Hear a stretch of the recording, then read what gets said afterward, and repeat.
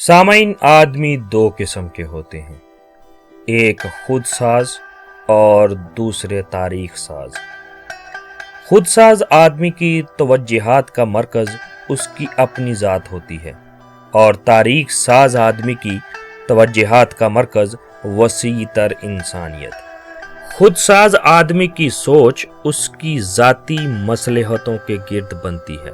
उसके जज्बात वहाँ भड़कते हैं जहाँ उसके ज़ाती फ़ायदे का कोई मामला हो, और जिस मामले का ताल्लुक उसकी ज़ाती फ़ायदे से ना हो वहाँ उसके जज्बात में कोई गर्मी पैदा नहीं होती। खुद साज आदमी अपने ज़ाती नफ़ा के लिए हर दूसरी चीज़ को कुर्बान कर सकता है, खा वो कोई असूल हो या कोई कौलो करार, खा वो कोई अखलाकी तकाज़ा हो या कोई इंसानी तकाज़ा। वो अपनी ज़ात के लिए हर दूसरी चीज़ को भुला सकता है, वो अपनी ख्वाहिशात के लिए हर दूसरे तकाज़े को नज़रअंदाज कर सकता है। जबकि दूसरी तरफ सामईन तारीख साज इंसान का मामला इसके बिल्कुल बरक्स होता है। वो अपनी ज़ात के खौल से निकल आता है, वो बरतर मकसद के लिए जीता था, वो असूलों को अहमियत देता है ना कि मफादात को।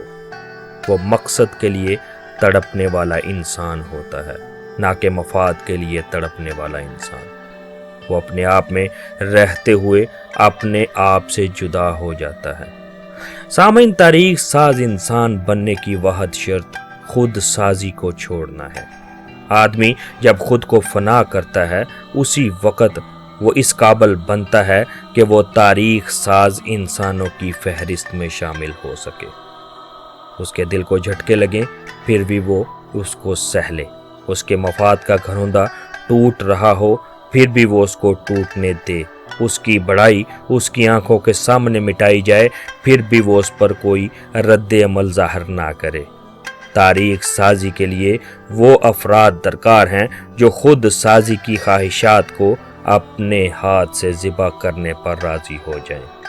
सामईन जो सिर्फ अपने फ़राइज़ को याद रखें और अपने हकूक़ से दस्तबरदारी पर खुद अपने हाथ से दस्तखत करें।